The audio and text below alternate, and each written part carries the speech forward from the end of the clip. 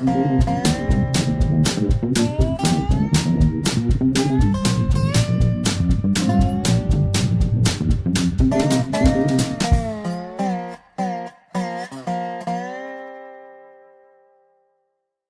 is Dave Monk of Prairie Monk, WEFT, Champaign, 90.1 on your FM dial. And Dave on the board.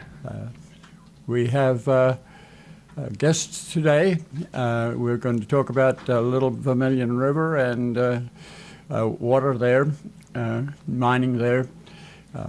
But before I do that, I want to say thank you to the WIL for handling a program that I thought was pretty interesting. They had 5 sessions on midwifery that I thought were very informative, and we have a lot of resistance between it used to be chiropractics and medicos, and that has cooled down now. One of the things we like to see is the relaxation that comes with people who've basically been in Europe and been subject to midwifery there that is often home birthing, and the relationship between midwives and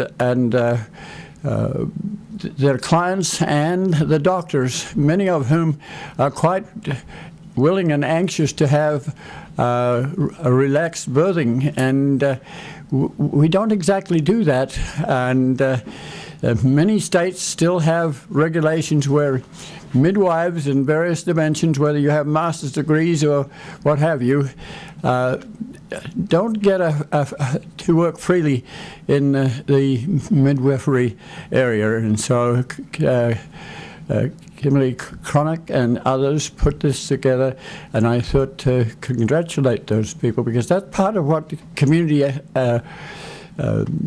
community radio is about, and that's part of what WEFT is about too, how to get these sorts of issues out. And so I won't say too much more about that, and I might ask, we have guests Scott Dorset and Meg Miller, Dorset, and I might ask Meg if she has any comment about the midwifery program. Well, I had the privilege to hear some of that on WILL, and I thought they did an excellent job about it. My daughter had home birth of twins at our home, and the midwives were so professional. Yes. So the experience was excellent. And they had Ina Mae Gaskin there, and she was from the farm, and for years she has been leading home birthing with a lot of, so something like 130 births without any C-sections before the first C-section, and then another 150 before the second C-section. No episiotomies and things like this, and a lot of relaxation and friendly joking and having the family around, having the children around. It's a very different thing than you get with a formal hospital situation, and people coming from Europe that have had formal birthing and then in Europe had a much more informal birthing, started to write in the 50s about this sort of thing and ask questions about the hospitals, and the hospitals have actually relaxed some, but there's still, even if you have a professional midwife in the hospital, they often have constraints that mean that they can't be quite as free. Just taking someone who is in a labour in the front door, putting them in a wheelchair, putting them in a medical coat, and wheeling them around the corridors is very different from having your child at home. So I want to congratulate WIL on doing that. So, okay, we are hoping to talk about water. We have a potential coal mine in the southeast corner of Champaign County and in Vermilion County. This is a territory which has been looked at by miners for countless years and years and years. Why we have a Kentucky contingent in Danville is because of mining and people coming here with pit props and ponies, and many of the 5-acre lots that now have a car or two sitting around, and were Kentucky people that came through to provide the agriculture for the ponies, provide the pit props, and then you have mining, which includes leaving enough coal to prevent subsidence. There's a geology over there we don't always understand. But the mining is nothing compared with the use of water to clean the mining coal. It may be that the water that will be used will be 1,000 times more valuable than any coal that comes out of there. It has been an area, we tried to get a railroad between Villa Grove and southern Danville, Westville, and so we worked with Missouri Pacific to try and get through Broadlands, Allerton, Sidell, Jamaica, Indianola, and up to where Mr. Mervis has a recycling center there, and the railroad used to go down through Westville onto the bottomlands and around to Danville. That railroad doesn't exist anymore, but the mining rights are there. So we had a lot to do with the Peabody Coal Company to figure out whether they wanted to actually use the railroad. The trestle over the Little Vermilion was tremendously expensive. The same sort of trestle going up to Jamaica and eventually through across 74 and up to the northern parts where that railroad has been removed. It used to go through Collison. So a little bit of the history here is that it's been a big mining area, and it has big mining capital behind it. And whether Peabody is involved or not, Peabody certainly has had a lot to do with mining here and in southern Illinois. There's been a lot of historic involvement with ethnic groups coming from Europe. So we're not quite sure where Mother Jones is, but she's long since passed on, but in her day she did a lot to organize the unions here. And we do have the elements of southern comfort coming through to Danville to work on the coal, which is a tremendously interesting background in terms of how this coal got to be here in the first place. The coal is high sulfur. The coal needs to be washed, but the value of the water is thousands of times more valuable than the coal. We're running out of water. We've used up the Ogallala aquifer. Texas is getting to be having some of the same problems as the Little Vermilion, where in drought you have to bring in water. These are difficult cats to understand, so you have to talk to people that know their onions. We have a Salt Fork Creek, which will, or river that flows from Ford County down through northeast side of Champaign County down to Sydney, and then back through to Danville and out into the Wabash, join up with the north branch of the Vermilion, huge bridge over there. This water eventually goes to the Wabash, the Ohio, and Mississippi, and the Gulf.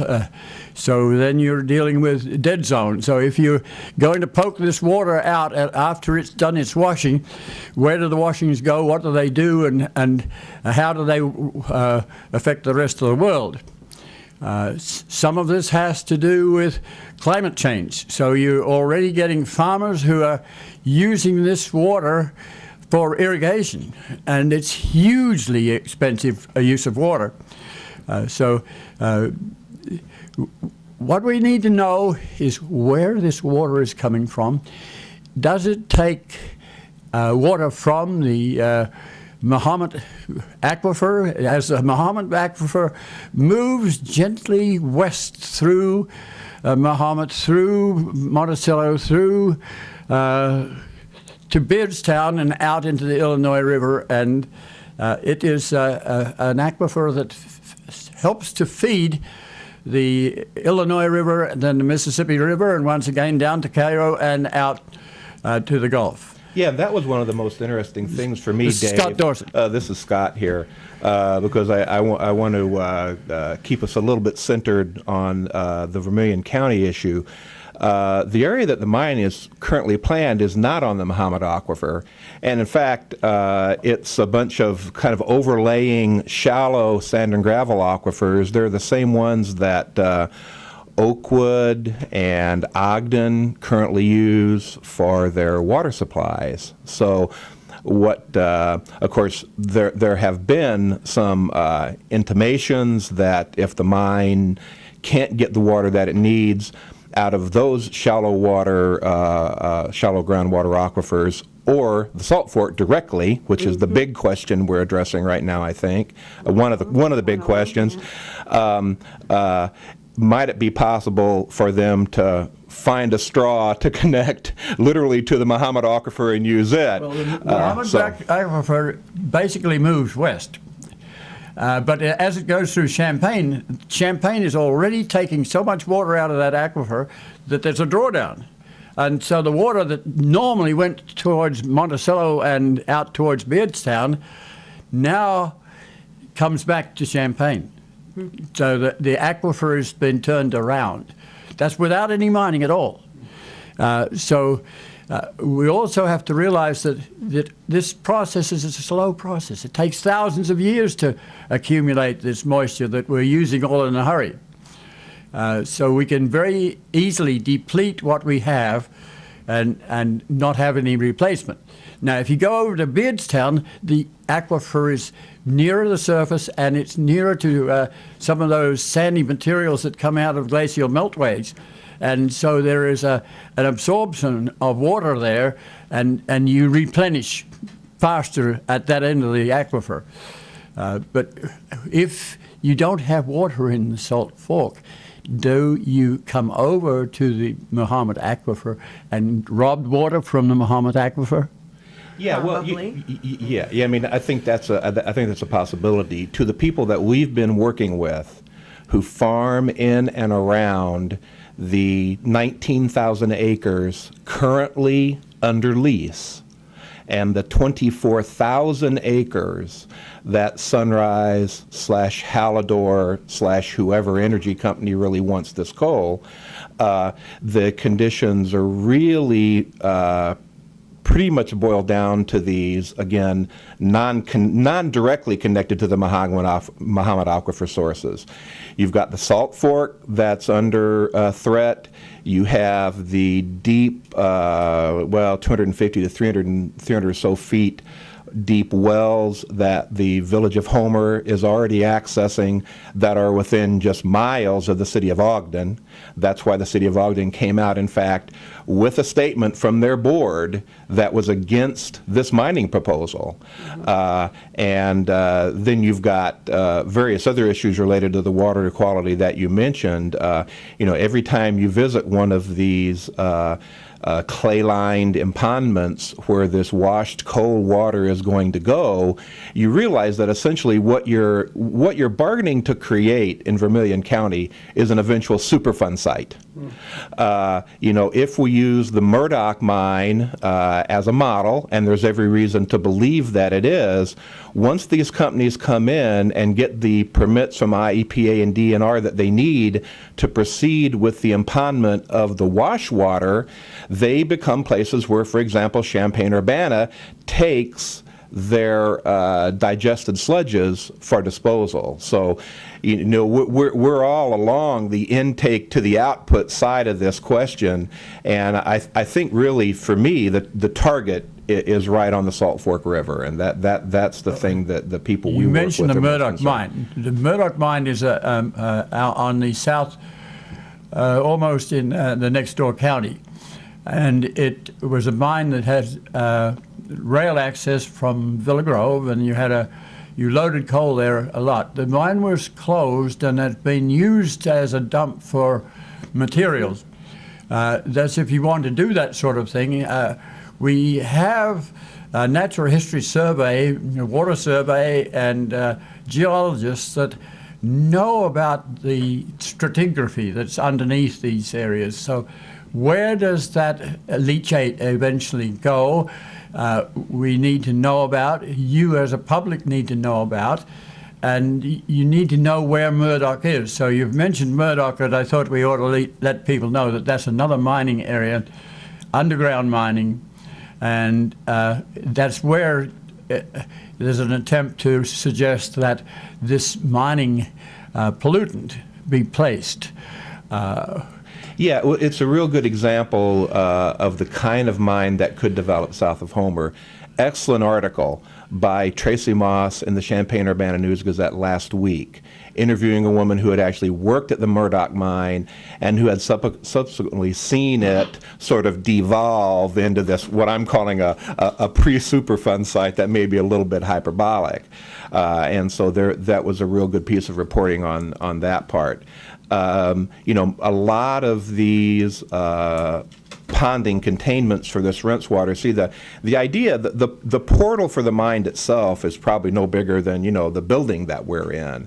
But right now they have about 400 acres, they being Sunrise Coal, 400 acres for their above ground facility. So this is prime Illinois farmland, some of the best in the world, that is going to be unusable for forever because they've got to bring this coal up and crush it and clean it before they can transport it.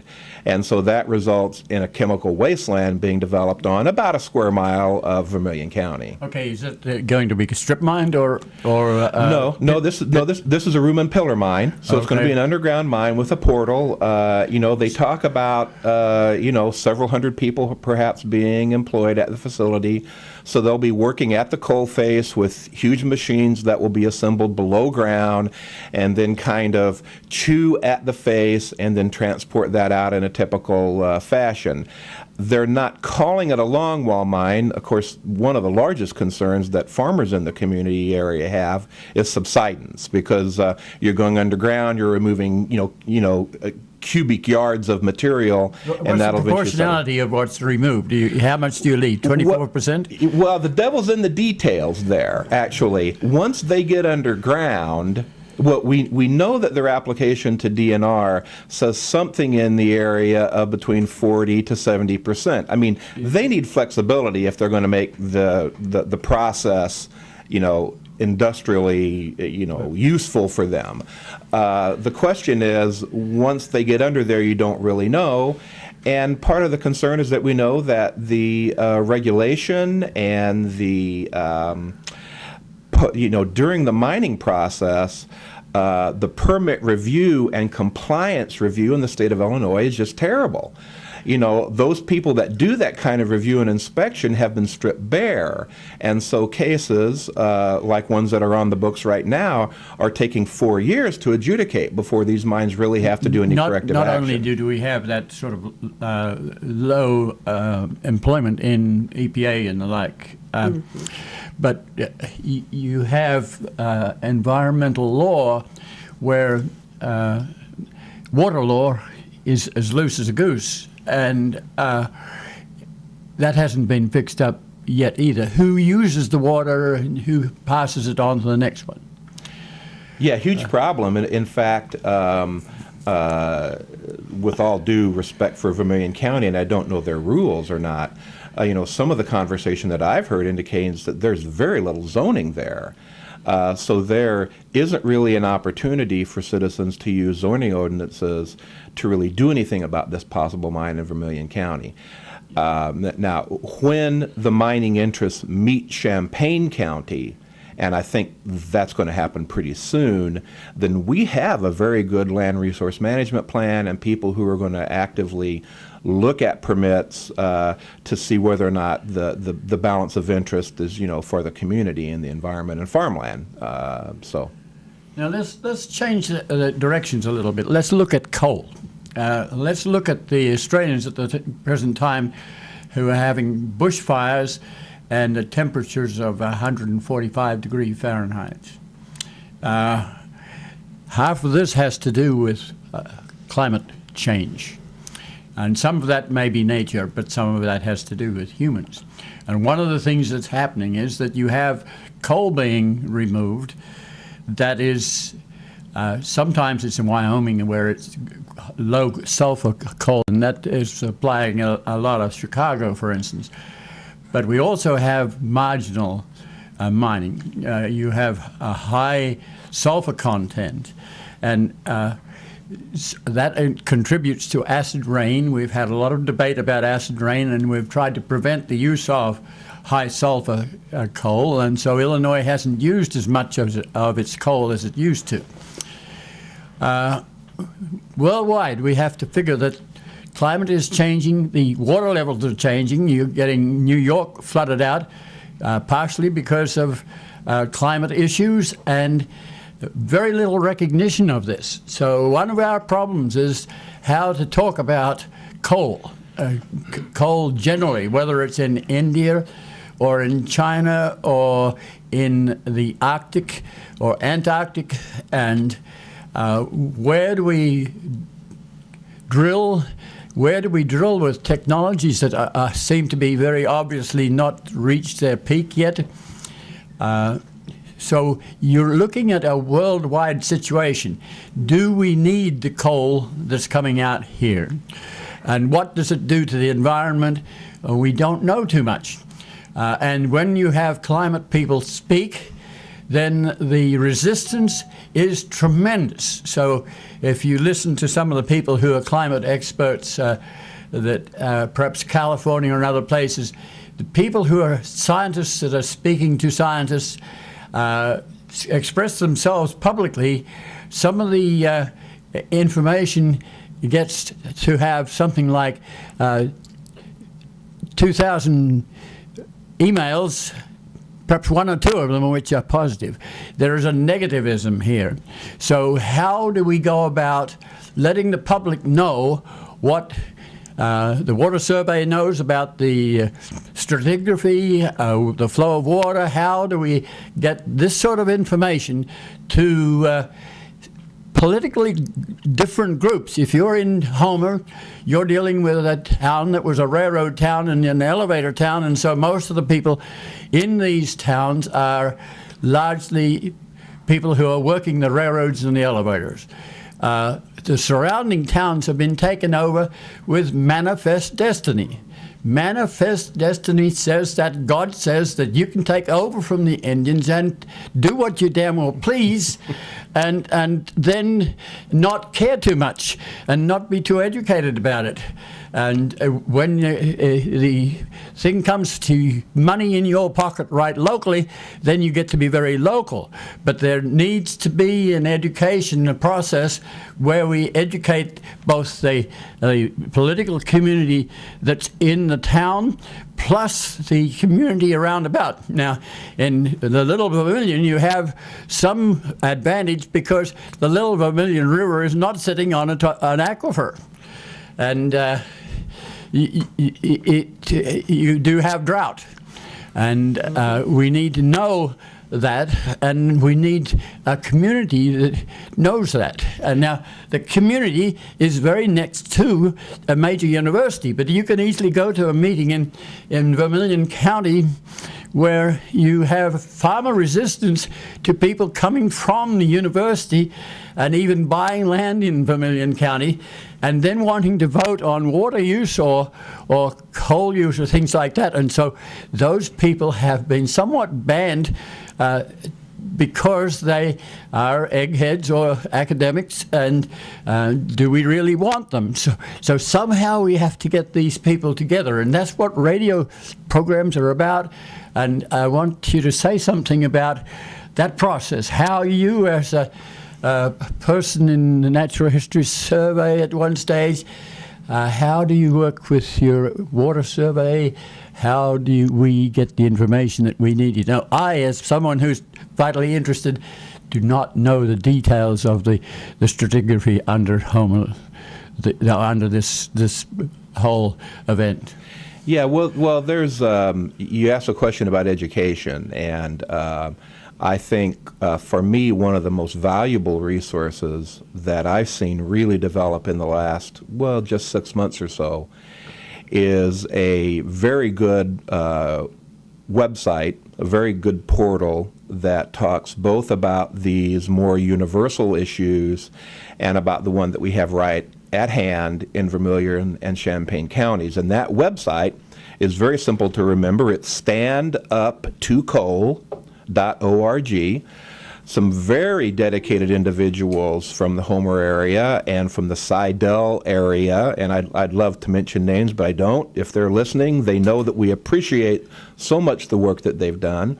But the standuptocoal.org site really will connect you with any kind of information that you would want to know on a general level about mining history, current philosophy, clean coal movements. The site has got some lovely artwork on it, some beautiful photos of the Salt Fork, which is, again, kind of the target, I fear, of this coal mining company and the Homer Water Board, and really can provide you with a lot of information. I always start conversations about sort of the universal phenomena with an upfront recognition of the key role that coal has played in the industrial development, not only of the United States and England.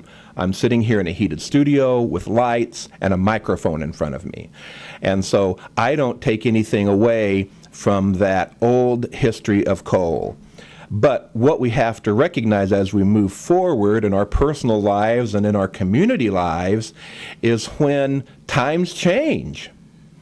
And I think, in fact, that the markets are responding to the changing of times. I mean, coal is down. The stock's not high. That's one of the reasons it's ludicrous to consider compromising the farmland and the water resources of East Central Illinois on this mine.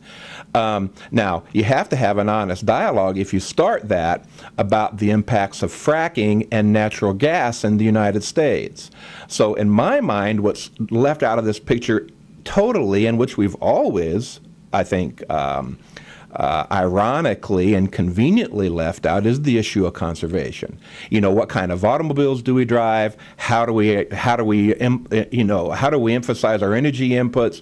Urban sprawl, that whole thing gets real big. And I appreciate you leading us into that conversation, because it's real valuable, I think, especially for people like myself who are advocates, to be able to take those very universal schemes and see that just like a tornado, they come right down to this mile square land that these people want to take from us in Vermilion County. These issues are all connected, like we know ecosystems ecology tells us that this is how the world works.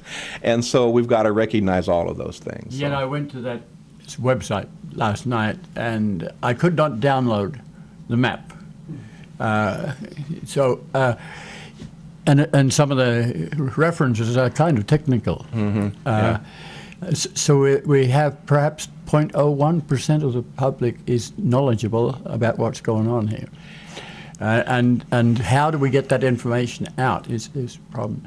We watch the 1%, because the 1% controls this a lot. So there's Warren Buffett buying solar, buying wind, and he's also heavily into Wyoming.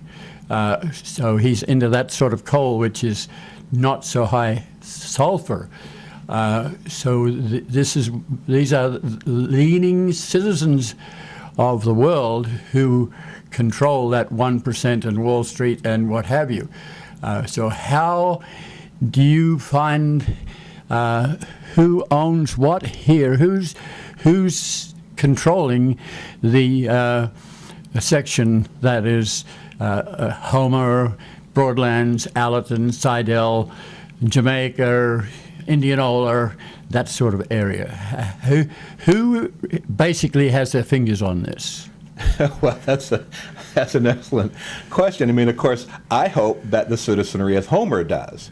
I hope that the citizenry of Homer shows up at a meeting at their community center Monday night, packs the hall, and tells Mayor Lucas and the rest of the water board that they should not allow the treated water and sewage supply to go into this mine.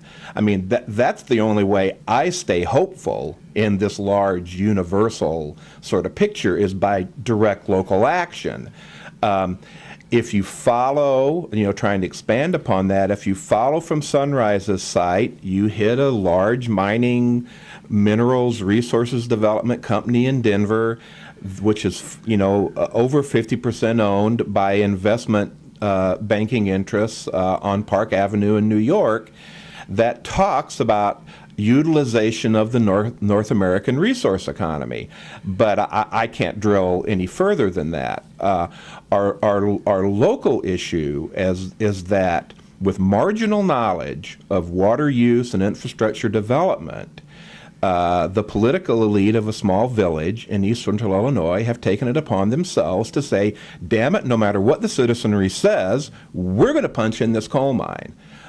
So I don't know which, I could go off in any one of those directions, infinitely, but. Yes, So the town of Homer has control, and all those farmers and all the people out in Sidell and all those surrounding areas, that's just collateral damage. So the manifest destiny analogy is an excellent one. It's not the Native Americans, but it is the people all living out in the county. Yes, well, it's this generation. So how do you teach people to look 6 generations down the line from now, where the present 60-year-old farmer is not going to see his great-great-great-great-grandchild that will be starving because of lack of pure water? How do we bridge those generational gaps and give people a broad idea of what's going on? Is the university, for instance, involved in sustainable teaching to the extent that you can go to your computer and do a course in understanding your local water, understanding your local coal? We're starting to do that. If you don't have a movement from the legislature at the federal or the state level, then you have to do it yourselves. So how do we get this information to people who have come here sometimes with a sophisticated entrepreneurial background, or a religious background, and escape from Europe to be themselves a lot of independence, but many of us are peasants that have had to take 6 generations to learn how to work with our own land as you would learn how to work with your own body. So those people are out there, they've spent those 6 generations surviving, and now they're starting to make money.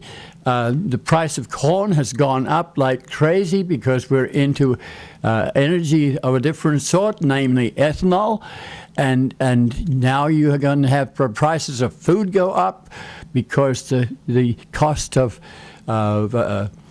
food materials coming from corn and going into the livestock and crops. You're working with an economy here that is not easy to understand if you've had to come from Deutschland or Friesland, where you knew how to drain and you could put crops in and you could get the water off into the Mississippi and into the Gulf.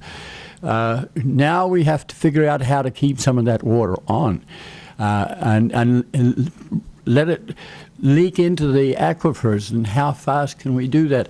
So we're looking for an educated public, which will take 3 and 4 and 5 generations to bring around. You can't go to Homer and say to someone who's been farming all his or her life and say, we want to change your mind quickly from a survival economic base to a more sustainable community base, where you're not looking so much at the income that basically goes out to Wall Street or wherever. We're wanting you to think about how you will survive in 6 generations' time. Where will this pollution go? What is at the basis? We've had lots of argument about pushing carbon underground at Tolono. or Tuscola, and we've had on and off the sequestration of carbon.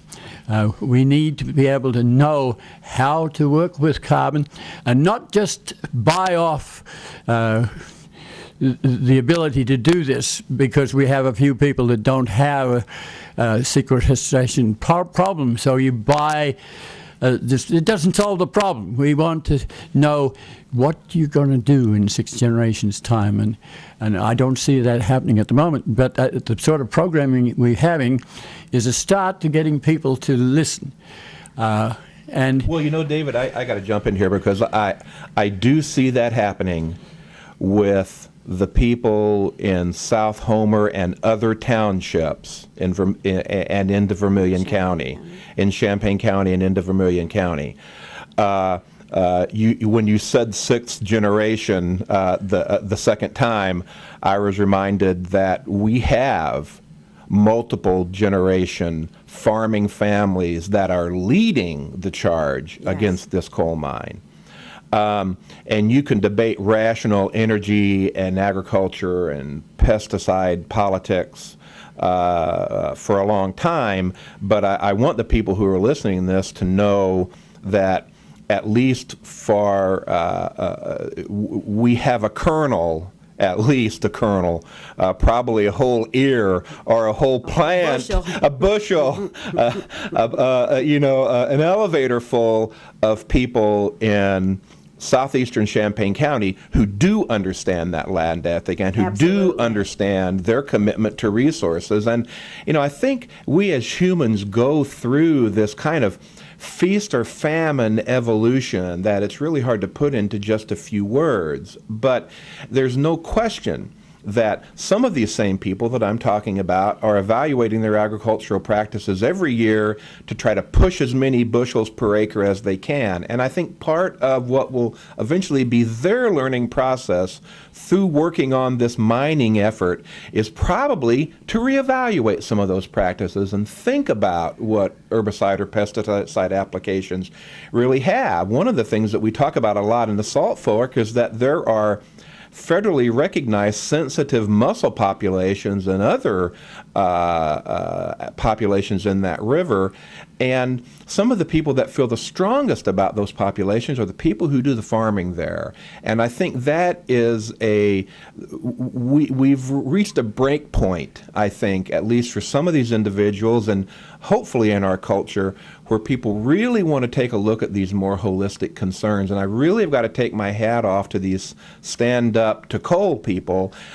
I think they truly understand some of the real intense bioenergetics involved here, as well as just, the delight to know that in my little chunk of the Salt Fork, there's a mussel and there's a fish, and, by golly, they just aren't that common anymore, and we need to protect them. And so that's a source of great hope for me. What we did directly, we being this loose fraternity of people concerned about the mine, was to have meetings in Seidel and meetings in Homer and meetings in Urbana and meetings in Ogden and meetings in Oakwood to try to get other communities interested in that. And again, that's the basis for my hope, is that local direct action is what really is going to put us over the hump. So. At almost all of these meetings, farmers have stood up and talked about their commitment to their land, their drastic need for water, especially during the drought, their shallow wells, which will be devastated by this mine, their need to care for their livestock and their crops and their own drinking water. They've spoken so beautifully. At one, when the mining interests said, "Oh, well, we're going to provide jobs," and one of the farmers stood up and said, "I have a job, and I have a family, and I have a home, and it will be destroyed by this mine." So they're very aware, they're very active, and working hard against the mine. Okay. But they have no clout. Now, okay, I want to say that I'm thinking, as you're talking here, with the U.S., which is a leader, but it has been a very individualistic acquisition of land and resources.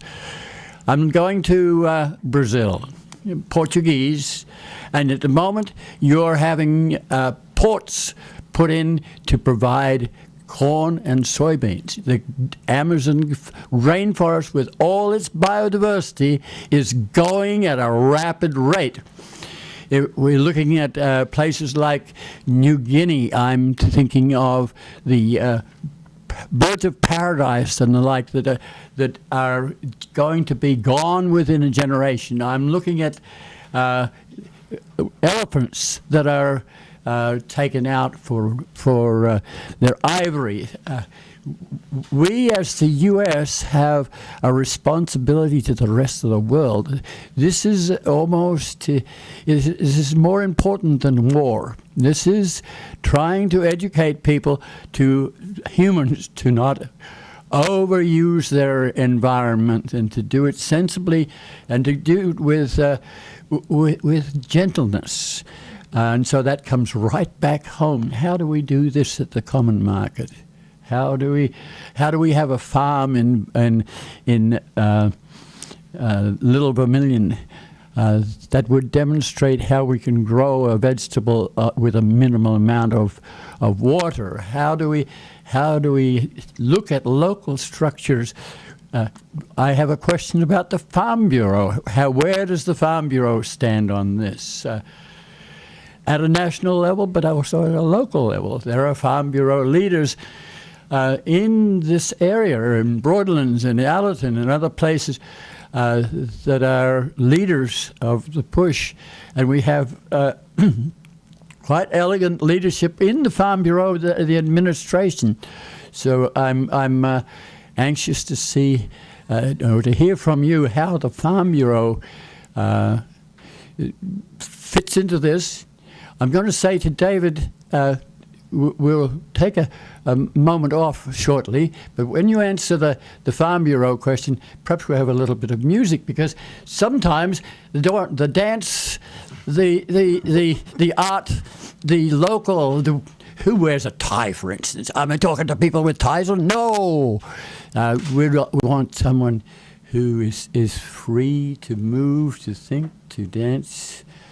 We have to be very careful because I have long hair, so my long hair takes me out of circulation if I'm in certain places. So how do we interact and interact sensibly and through some of the farming organizations? Farmers are like cats. You can't herd cats. And it's been tremendously difficult to herd farmers. But they do have a Farm Bureau. So how do we stand with the Farm Bureau? Are you going to music, Dave? No. No, Farm Bureau. I have no idea. I haven't heard a word from the Farm Bureau. Yeah.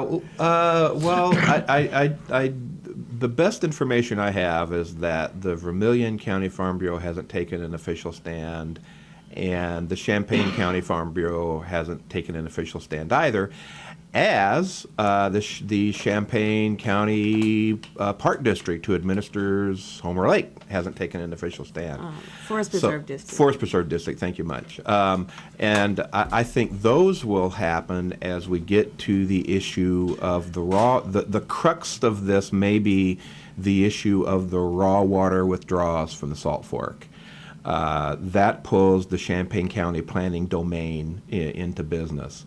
Farmers see land as a resource, see land that they want to try to use wisely. Before we knew anything was happening, 19,000 acres had been signed, had been leased by Sunrise. I don't know exactly what all of those holdings are, but I know that some of the prime farmland has been left out of that lease. I mean, Sunrise does not have a clear shot at all of this coal. It's a real checkerboard appearance.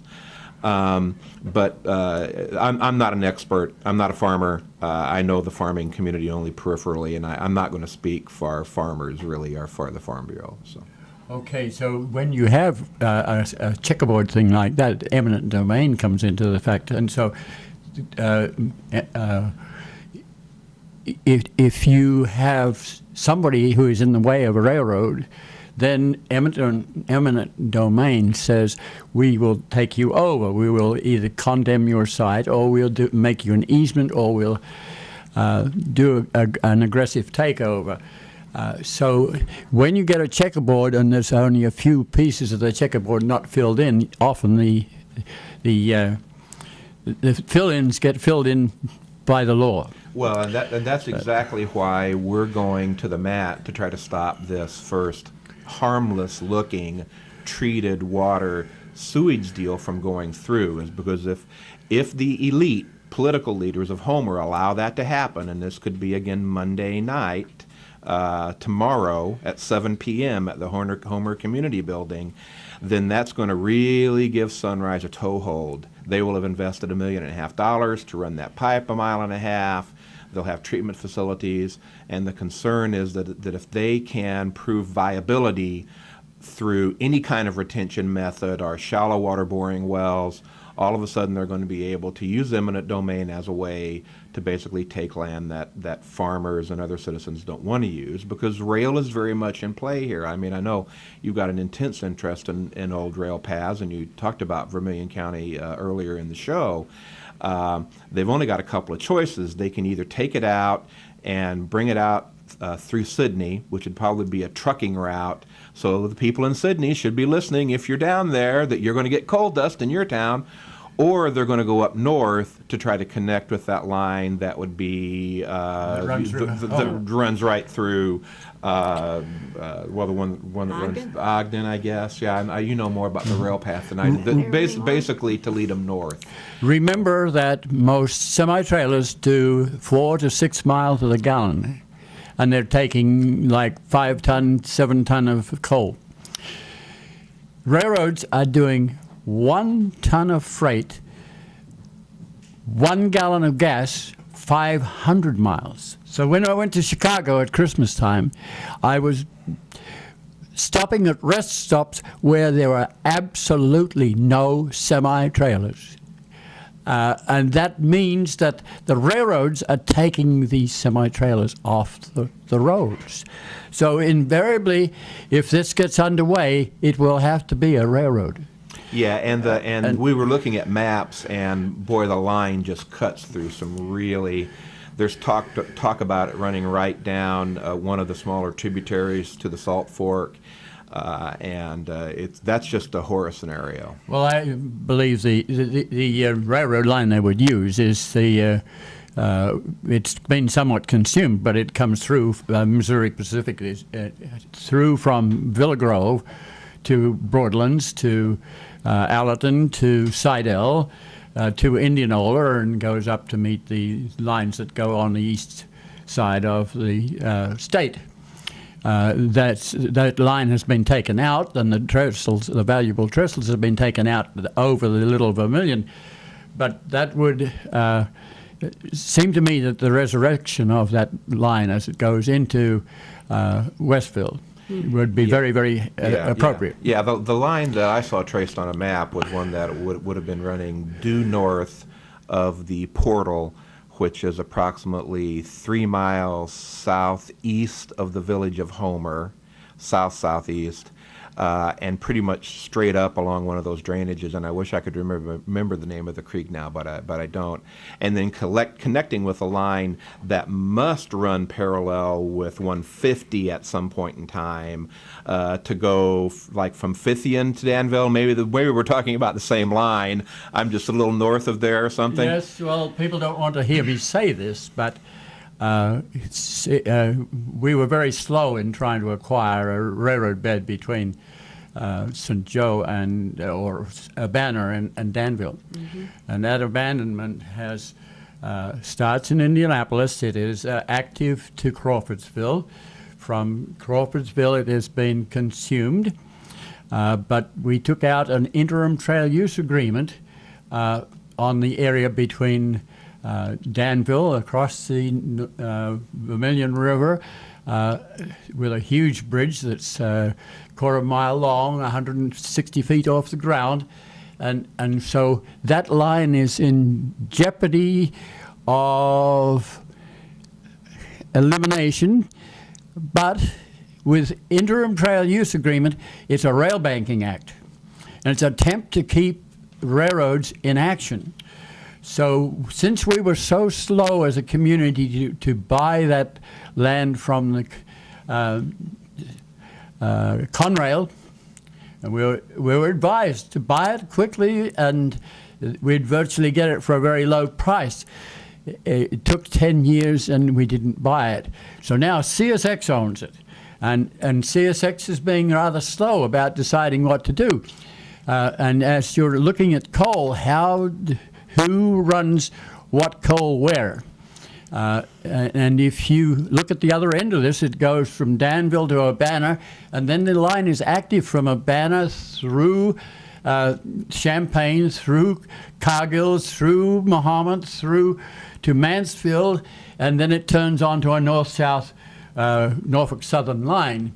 Norfolk Southern owns it from Urbana to Bloomington. At Bloomington, that corridor meets a fast track which has received a bomb of money to put in dual trackage from Chicago to Bloomington to St. Louis, so that already the governor has been riding that at about 110 mile an hour for certain sections.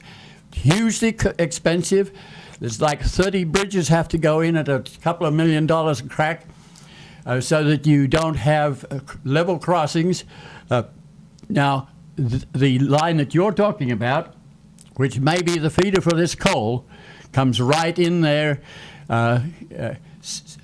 just south of this corridor, which is now vacant. If you ask Norfolk Southern, could we use the area between Mansfield and Bloomington, which is currently not being used, for a trail, the Vice President's concerned will say to you, excuse us, but the rail trail movement has become so popular that when we do a rail banking act, an interim trail use, the public does not want to give back the railroad for a railroad. So we have no intention of letting Bloomington put in a trail between Bloomington and Mansfield and getting into Mahomet and into Champaign. Yeah, part of the line that I've seen, the concerns of the local community, and again the farmers. Sorry that I keep on collapsing this focus, but that's why I came here.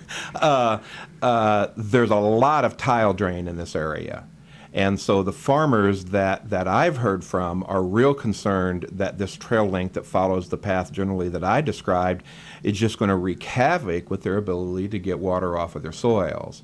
And so that's kind of the immediate issue that we see. Beyond that, of course, every time you transport this material, there's friable substance. I mean, we haven't even talked about the air quality ramifications of this mine. You're talking about farming also that is like working in a petri dish. You're putting fertilizer in and half the topsoil is already gone. And the natural history which you have is down to like one 13-acre plot in Iowa, which has like 400 species on it. Internationally, we have screwed the biodiversity till we have nothing left. And so we have to try and preserve, at the same time as we're shipping out coal, we're trying to preserve the dignity of the rail bed. And that's hard to do. David has a question. Not a question. It's just people have been listening for an entire hour now. I wanted to point out a couple of quick things since we're down to the last 2 minutes. One, if you've noticed a buzz from your stereo, it's not your equipment. Because we've got so many guests here today, we're utilizing a microphone that spikes if you so much as say boo, and it's the microphone that Dave is on, and so that confluence this morning has got that buzz in your speakers. We've been talking about not just a coal mine that's been proposed for the area of Homer, Illinois, but also a specific meeting that's coming up. It appears to me that it's the Board of Trustees meeting that's coming up tomorrow night, which technically takes place in the town of Lockport, according to the website here. That's 16057 South Cedar Road in Lockport. No. Okay, tell me where is this? This is in Homer. Please tell me where this meeting is, because their website only did. It's on the east side of Homer. It's at their community center. I would be happy to, all they need to do is go to standupforcoal.org standup2coal.org. I'm sorry, standup2coal.org. Standup2coal.org, and they'll be able to get the address and the location. It's about a half a mile off of 49 before you cross the tracks in Homer. Lockport's up in northern Illinois, so thanks, Dave, but I don't think we had the right meeting. Sure, okay. Let's see, what else do we want to point out? That Homer itself has a website. Obviously, we're giving a perspective here. HomerVillage.com gives their mayor's perspective on the whole issue that's coming up for this meeting. As does a special op-ed in the News Gazette Sunday today.